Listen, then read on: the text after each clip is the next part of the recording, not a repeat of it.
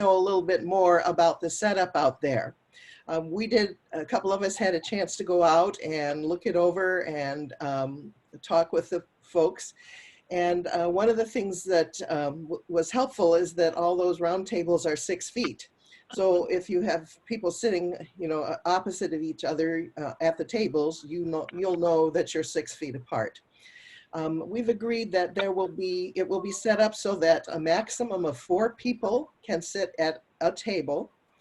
And we've moved things around a little bit so that the screen, which usually is in front of the fireplace, will now be near the podium where the president speaks to run the meeting.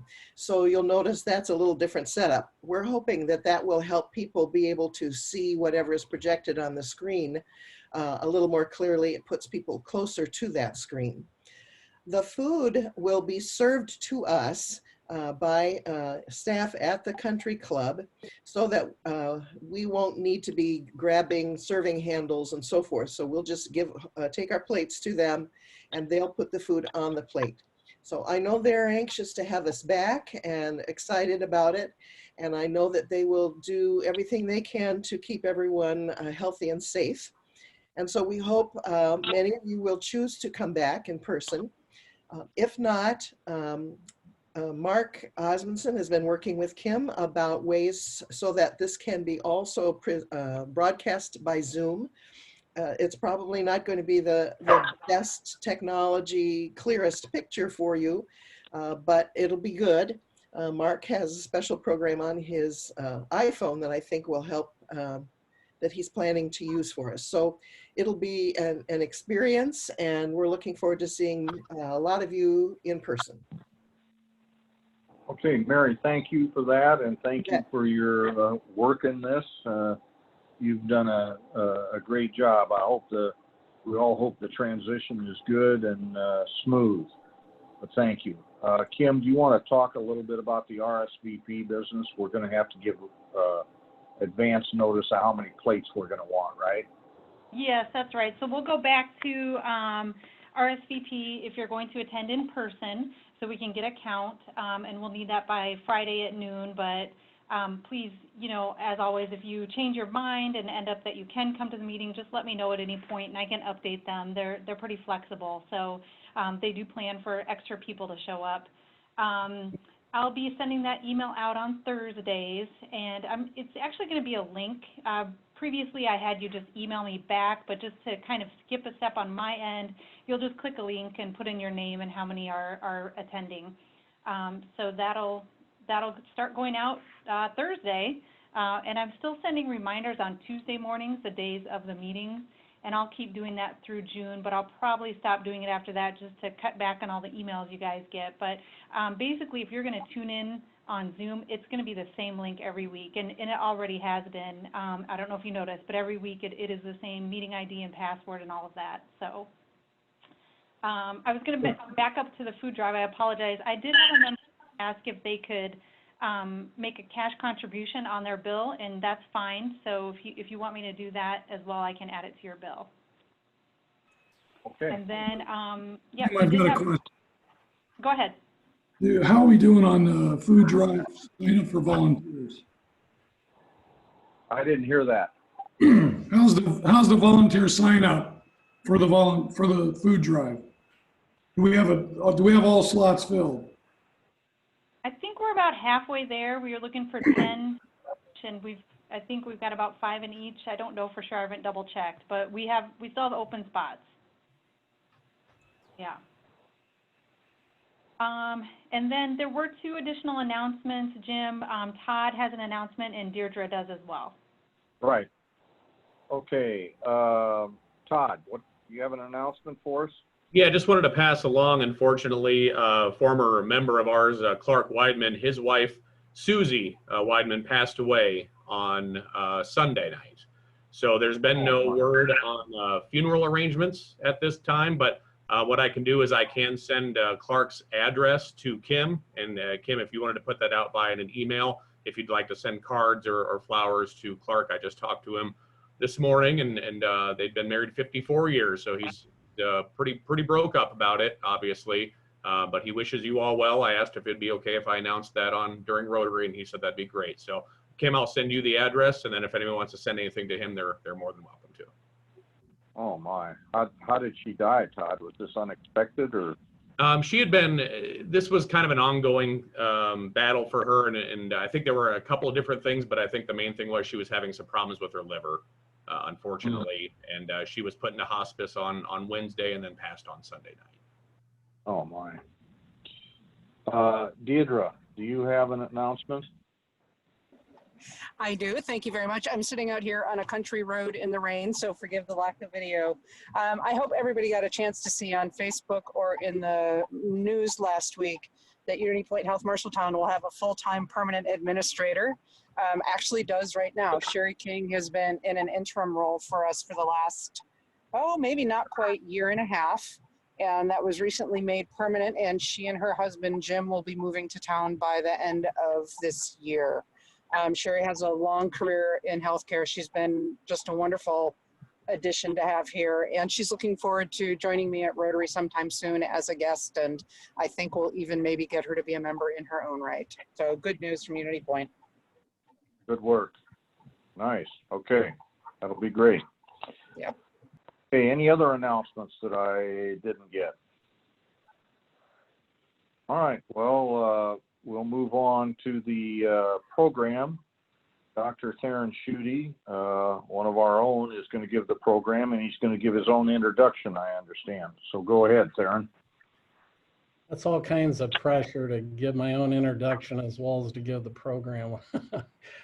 So Theron Schutte, superintendent of the Marshalltown Community School District. It's hard to believe, but I'm completing my 4th year now as superintendent of Marshalltown. Loved every minute of it.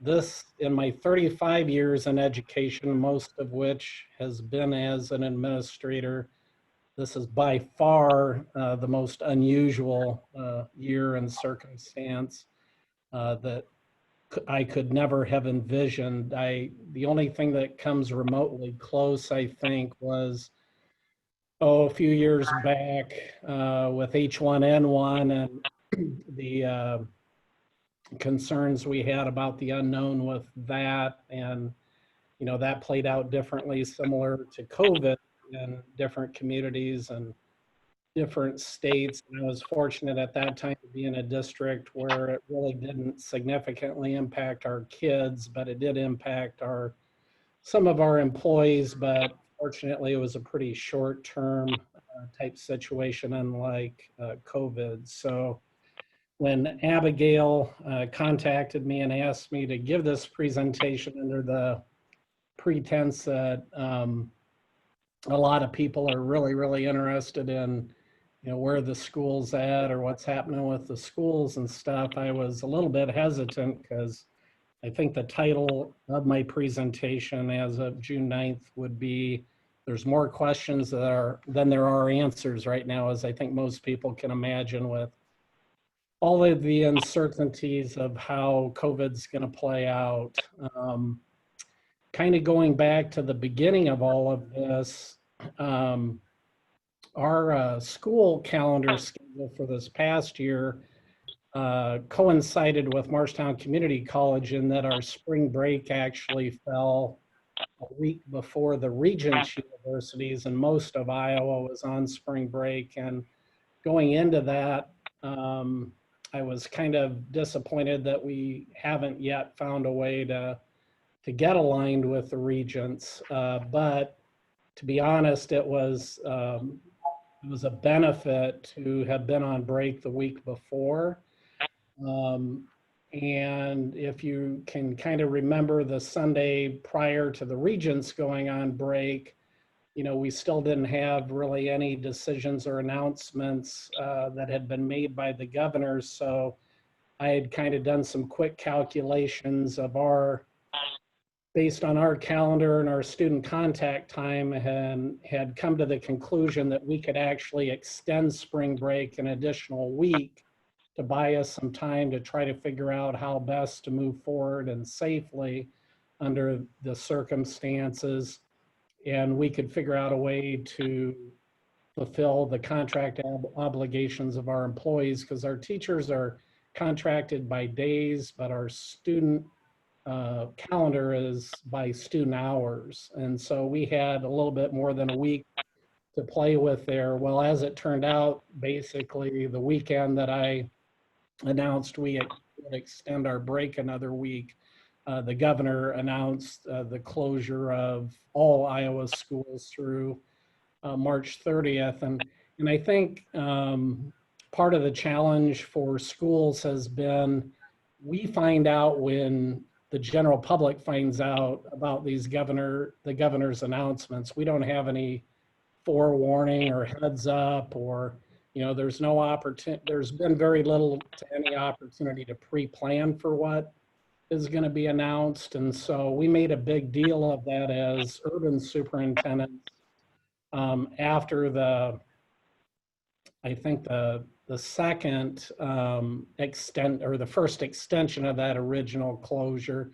So when it went from the end of March to the end of April, essentially, or March 15th to April 30th, we had asked specifically to be given some forewarning so that we kind of have a little bit of time to plan in advance. And she did give us time then. However, we had no idea about the more recent announcement about allowing baseball and softball to start June 1st, with practices, and June 15th with games. But kind of going back to the closure. So one good thing for Marshalltown was, because we were already deeply invested in providing community feeding in the summertime for our kids and their families, we were able to very quickly mobilize after spring break into that second week of closure. By the middle of that week, we were serving meals at all of our schools. And by the following week, Rex Kozak, our transportation director, had worked with Lynn Large and our technology director to embark on mobile, basically a meals to home program, where we were using transportation to deliver meals to locations in the community that might be more challenging for those kids and those families to get to our school sites in order to get the meals. So we've been averaging about 1,400 meals being delivered and taken advantage of a day, which is tremendous, out of our 5,000 students. And we've also been able to provide them with extra food on Fridays to try to carry them into the weekend as much as possible as well. When we closed down, we pretty quickly closed down all of our buildings, as well as the district office, to public access. And so, our essential workers that have been working for the most part day in and day out have been our buildings and grounds, our custodians, our food service employees, and transportation, because they've become a critical conduit both to delivering meals, but also delivering paper packets for those families that don't have access to the internet, which leads to another topic, which is that another thing that I'm really fortunate, or we were really fortunate as a district to be in position of, is that we were already what would be considered a one-to-one district, meaning we had a Chromebook for every single one of our approximately 5,000 students. Only our 7th through 12th graders, however, were able, under normal circumstances, to take those home regularly. And those devices have protective cases on them. Well, when we went into the closure mode, we had to quickly figure out how to disseminate devices to all of our preschool through 6th grade students. And so, make a long story short, we deployed 2,500 devices, Chromebooks, to those grade levels most of them happened within a week to 2 week period. And then we still now have some people connecting with us every now and then. to see if they can get hold of the device. And part of that delay is, well, I think twofold. One has been we've had some difficulty getting into contact with some of our families, even though we've sent personal mail to them. We've sent emails based on email contact. We've used our social media. We've used our classroom applications where the classroom teachers have regular conversations through the internet with the parents of families. We have approximately 1,200 households that we were not able to connect with initially. And then I would say in the meantime, we've been able to get into contact with maybe around 600 of those 1,200 households.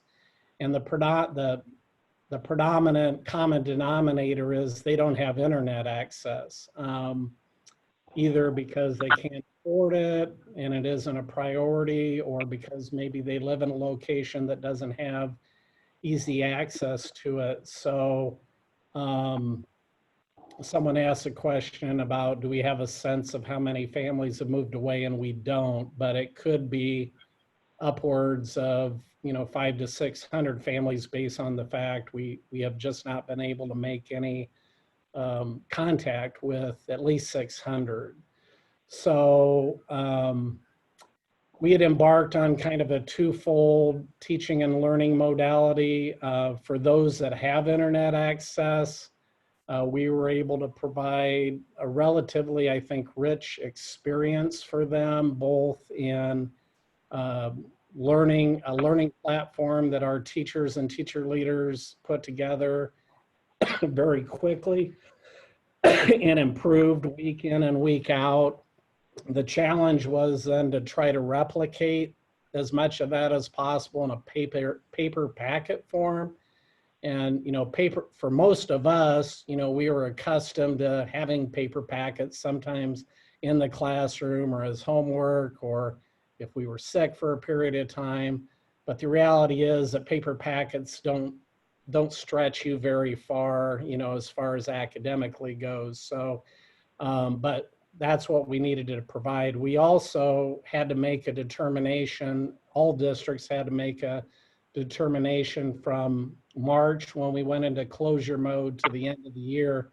Were you going to go required continuous learning, where you continue to grade and ultimately count that learning towards graduation or promotion to the next grade, or whether you were going to go a voluntary supplemental educational learning opportunity mode.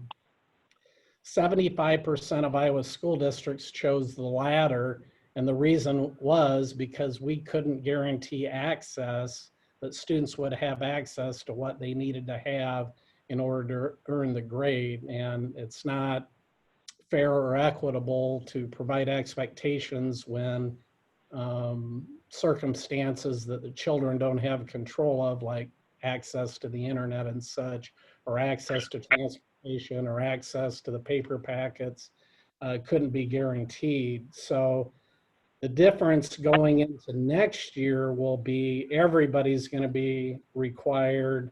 If we go into a digital learning mode, everybody's going to be required to have it be a required learning mode. So as a result of that, we've had to work really hard in the last couple months to identify as many of those households without internet as we can, which has been through, again, mail, email, phone calls to the homes or to extended family that are listed as emergency contacts.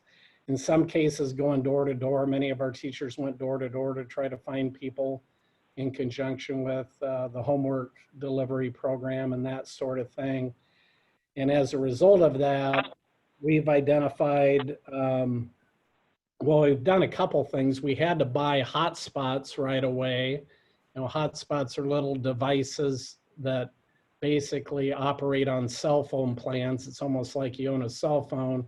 You own this hotspot that can provide your phone or your device access to the internet for a monthly fee.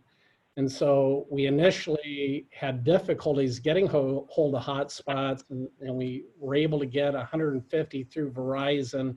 I think the second week we were into closure at a fairly reasonable price. So we had to buy the devices, and then we had to hook people up for the last 3 months of school, essentially, or 2 months. And then 2 weeks later, we had come to the determination we'd need another 100. Those 150 went primarily to high school students who needed either to continue their courses through dual enrollment with MCC, or needed to absolutely get their credits accomplished as of when we went into closure in order to graduate, or to earn the credit to move on to the next year and stay on track for graduation. Then we needed another 150 in addition to the 150 we had to accommodate the summer school program that we absolutely needed to figure out how to offer, because the research is pretty strong that the longer kids are out of school, the further and further they'll fall behind. Usually summer school allows you to keep them. If summer school does its job, it helps keep kids of poverty from losing what they gained up until we went into the summer break. It's not about moving them forward. Ideally, we'd love to move them forward, but it's more about them not losing, because the research is very strong. The longer kids are out of school, the further they'll fall back and lose from what they had gained when they were in school. Kids that aren't of poverty generally do not fall into that category, because their families make sure that they're involved in activities throughout the summer, social as well as academic, that usually they grow a little bit over the course of the summer versus lose ground. So the learning gap and the summer learning loss, which is now extended by a couple months for a number of families, is a huge concern as well. But just to give you an idea, we spent $60,000 on hotspot devices and access to the internet for those 300 devices through the first 4 months of next school year. While we are grappling with that, because the cost of the hotspots had escalated so high in a short period of time, we started working on a contract agreement with Mediacom, our most prominent local provider. And we were aware that similar contracts were being worked out across the state with other urban areas. And so through that contract and through our identification of families to consider, and then through Mediacom's determination of eligibility, we've agreed with Mediacom to connect up 437 of those households for the whole year, upcoming school year, for $33,000. So it's about $9.99 a month per household to do that. But these are measures that we've had to take in order to guarantee equity and access to education for any amount of time next year that we go into virtual learning mode. And as you've learned through following this whole COVID thing, we don't know where we'll be at the beginning of next year. We're right now in a process of having to plan for 3 different scenarios. One would be some form of modified face-to-face scenario where either all or part of your kids come back, every other day or alternate weeks or what have.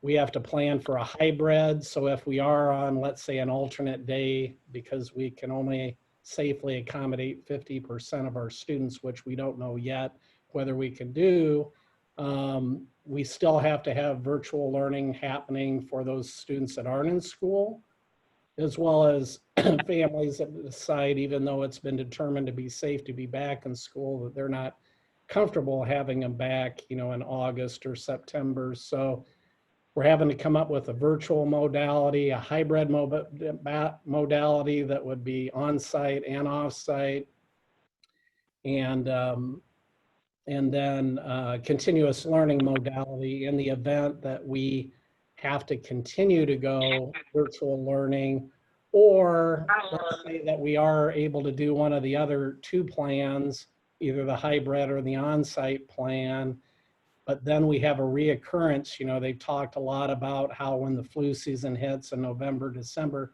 we could have a second kind of occurrence without a vaccine. So we may have to go into a closure mode again after being back on site. So we have to be able to guarantee that we can do that and do that successfully to the best of our ability. When we went into closure mode in March, April, and May, we kind of termed that crisis schooling. We did the absolute best we could in a short period of time to provide as valuable learning experience, either through online learning or through paper packet learning as we could. When we talk about next fall, we're talking about we want to return to learn in a better place than we were ending the year. So a lot of our efforts as of late have been, we're at the real beginning stages, and I'm gonna share my screen here to kind of talk you through a little bit of what we're doing there. Kim, is that visible? Not yet. Sometimes it takes a minute. Oh, I see here. I gotta hit the share button. Trying to navigate two monitors here. It's starting Okay. to come up. Just a sec. Yes. Okay, so we're currently in a mode where we've got administrators, both district and building, and teacher leaders for the most part, and directors and supervisors engaged in 6 or 7 different committees around these critical areas that need to be mapped out. And we need to be able to provide a framework for what we intend to do to the state, or a framework for what we will do depending on what the situation is come August 25th, our first day back with students. So we've got a group that's kind of a combined group looking at some of these leadership or overarching issues as well as infrastructure. So I've talked about a number of those things. What do we need to do to provide technology access? What are we going to need to do to provide appropriate levels of PPE for students or staff? So just to give you an example, with the baseball and softball seasons that we're in the midst of beginning right now, every day that kids and our employees come to practice, we're needing, similar to the businesses, we're needing to screen, you know, by taking temps and asking the critical questions about their health. Now, the state said that people could self-monitor, that the student athletes or their parents could do that themselves. We decided as a district, we're going to do that because we have to take their attendance every day, so that if someone all of a sudden is gone, we need to be in a position to find out why and notify the state if it's due to illness. So we're taking the temps of all of our kids, all of our coaches, all of our workers at the games. And that was a local decision that we made to provide as safe and situation as we could under those circumstances. We are not going to do that screening on the spectators. So we're gonna, you know, just highly encourage that they make good judgments on whether they're healthy or not in terms of coming into the events. We've been told that by the state that, similar to other big venues, that you can have up to 50% capacity as far as spectators in order to best ensure social distance. We have, as you can imagine, the different stadiums that kids would play in, the different schools have different capacities. So the conference decided to put a limit on that. And basically the limit is 2 spectators per athlete and 2 spectators per coaches, and for the first game of a doubleheader. And then if people leave, or if districts have determined that they have greater capacity than that at 50%, they can allow more spectators in.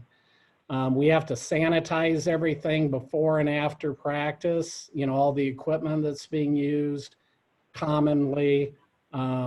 Student athletes are supposed to have, plus we're providing, you know, sanitizing soap or whatever for them to use. They're supposed to have their own individual bottles, which is the safest way to go, but we'll have some communal stations, you know, placed in the dugout as well as in the entryway, kind of like, you know, when the concessions have mustard and ketchup out.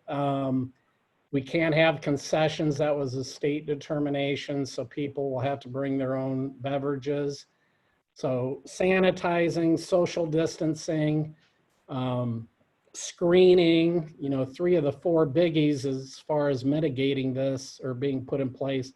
And then we're putting the 4th element in place, even though we're not required to. We've told our coaches and student athletes that they must wear masks when they're in the dugout, which is a confined area, or if they're in a school bus, which is a confined area. We intend to, you know, have social distance happen there, but obviously the airflow is a different situation there. So when the buses are driving, windows are going to be open. Some of our parents weren't happy with that local decision that we made of those student athletes. You know, we're purchasing and providing them with breathable masks to wear, actually 2 per student athlete. One will be a net gaiter and one will be a mask. All of our workers are going to be required to wear masks. We're simply going to highly recommend that the spectators come with masks as well. Des Moines Schools has taken the strongest stance on that. They're requiring at any of their facilities all spectators to have masks. And the last I heard, they're also going to temp check all spectators as well. That wasn't a requirement, but you know, it's obviously following best CDC practice.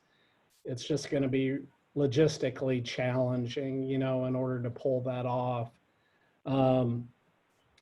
So that shows you the effort that had to go into place for approximately, you know, 50 to 60 athletes and coaches, you know, to play a modified shortened summer baseball season. And as you know, Iowa's the only state in the country, because we're one of only 2, I think, that have summer baseball and softball that's decided to do this, unlike any other level.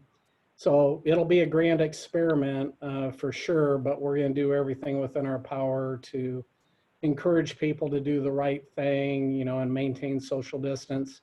The one nice thing about our facility, and people that have been around here a long time or have had kids go through the system or they've gone through the system know that, you know, we've got a great opportunity, at least for baseball, for people to create their own social distance by setting outside of the outfield. You know, we're not going to put the windscreen up, for example, that's been put up in the recent past to prevent people from being able to observe the game from the Olive Street area. And so, you know, people can come and watch the games if they so choose without even coming into the complex by viewing there. Health and safety is a huge concern. And I mean, it has been from the beginning of this. It became really real for us, for me yesterday when I went to the funeral of our first employee that died of COVID. And so, you know, we're going to do everything within our power to be closer to and to follow the CDC recommendations than not. And this is, you know, where there's a real challenge, because as most of you know, especially those in the private sector, there's a huge push to get back to normal or to get back to business. And America's public schools are the largest daycare provider or caretaker of kids in the country. So in order to get back truly to business and some sense of normalcy, schools have to be open. And whereas I would agree that there's much less likelihood of kids getting seriously ill with this, there are cases where that has happened. And there certainly are plenty of cases that illustrate the dangers of kids being carriers and others picking that up, namely our employees, who, like any other business, we have people at high risk, medium risk, low risk. Probably a third of our workforce has young kids themselves. Probably a third of our workforce, I'm just guesstimating, a quarter to a third probably might qualify in that high risk based on age or pre-existing health conditions. You look at transportation itself, and again, this is a guesstimate, but it wouldn't surprise me if the average age of our bus drivers and monitors on those buses is around 65 years, just because it's probably more of a retirement job or a second or third job for people than it's not a livable wage job. Food service is very similar because, again, it's fewer hours. It's for a specific time or two during the day. It's more of a retirement job, or a second or third job for people. So we have a much higher average age for people that are in our food service department.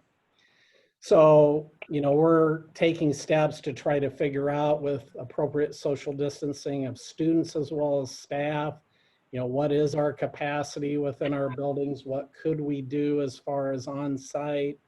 The interesting thing is that to provide social distancing and on-site learning, it runs completely contrary to effective teaching and learning practices today, which is all hands-on, collaborative, working together with others. And so, I'm hoping that we can go back to some form of on-site learning, because realistically, our population desperately needs that of students.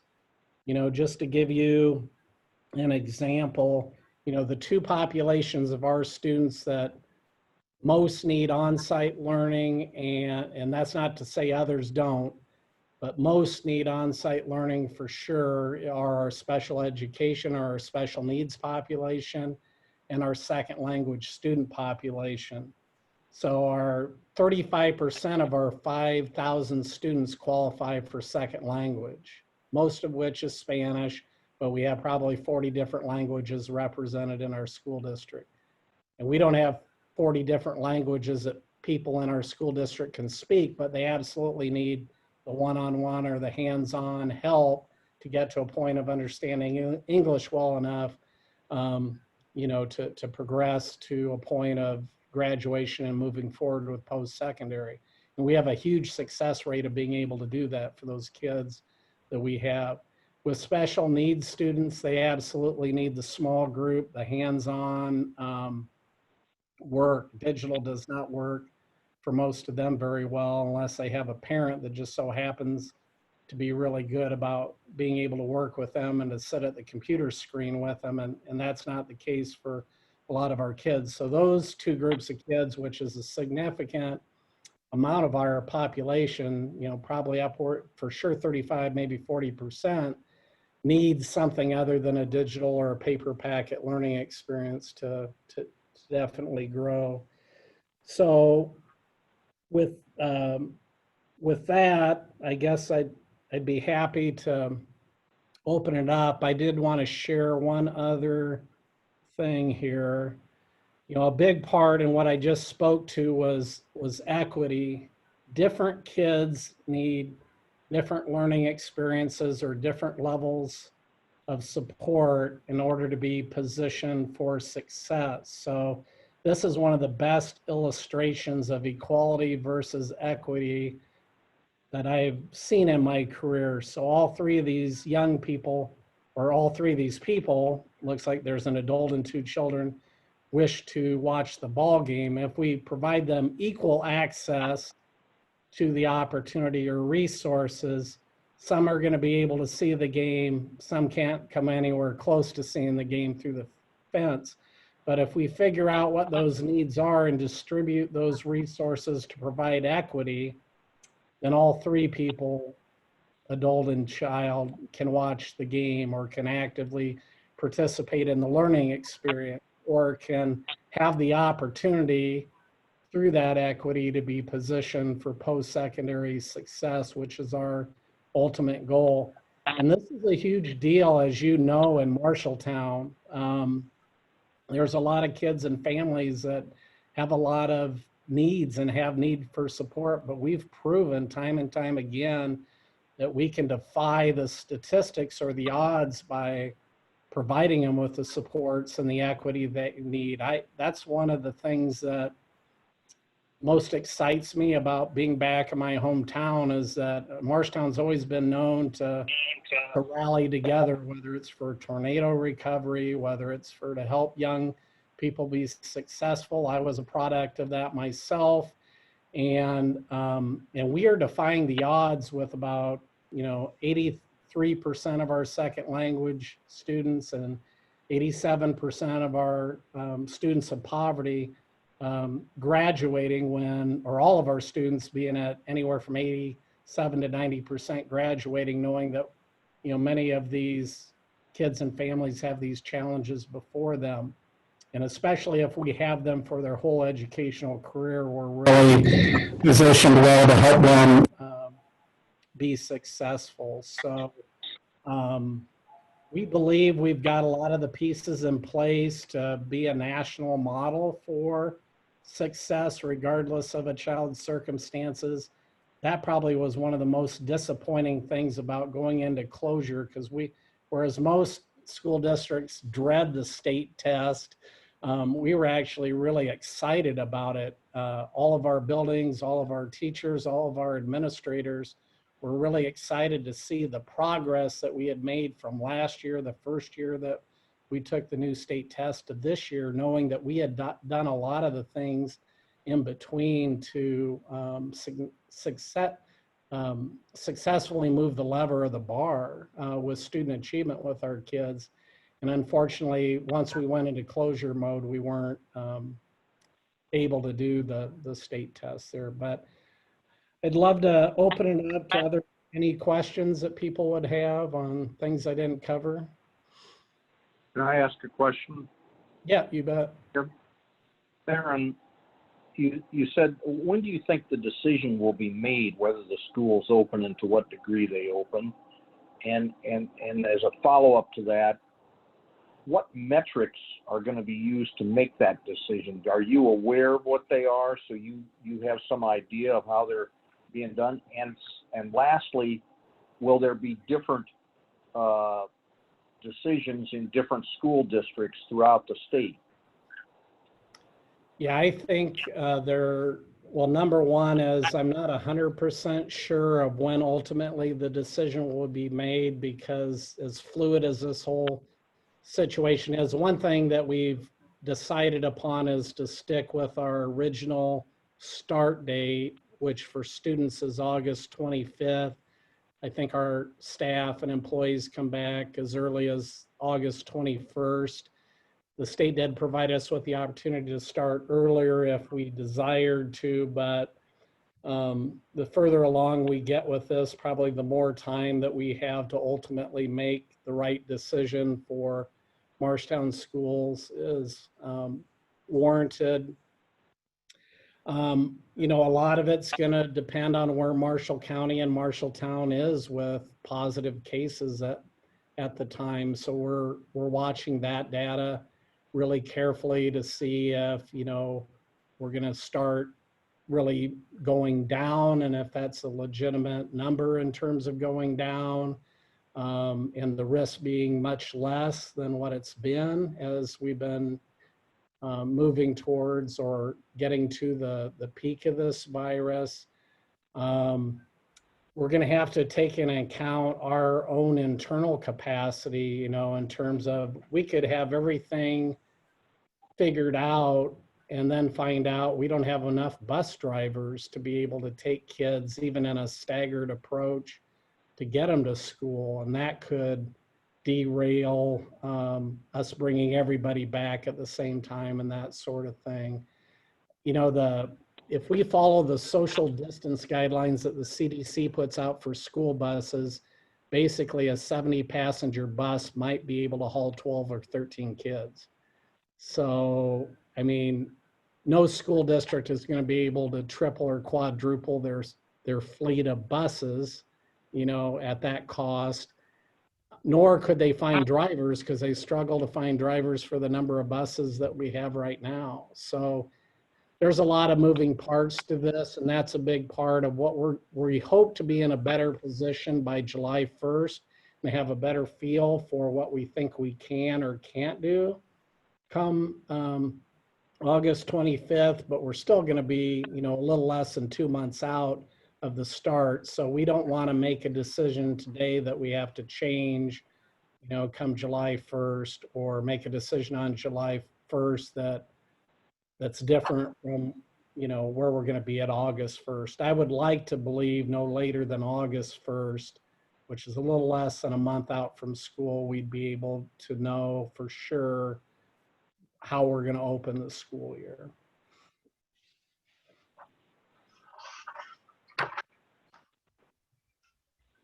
Other questions, comments?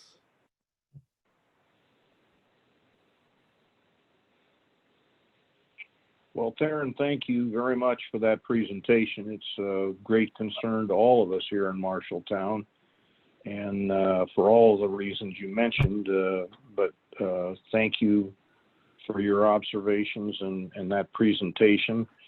So we'll bring it to a close with that.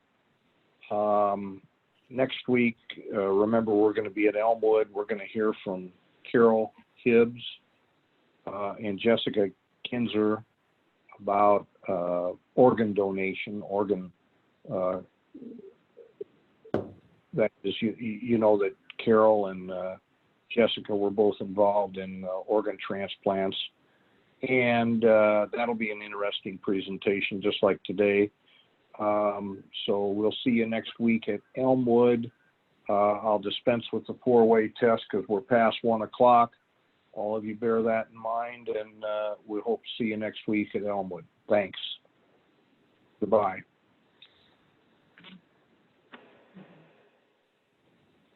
I'm sorry I went long.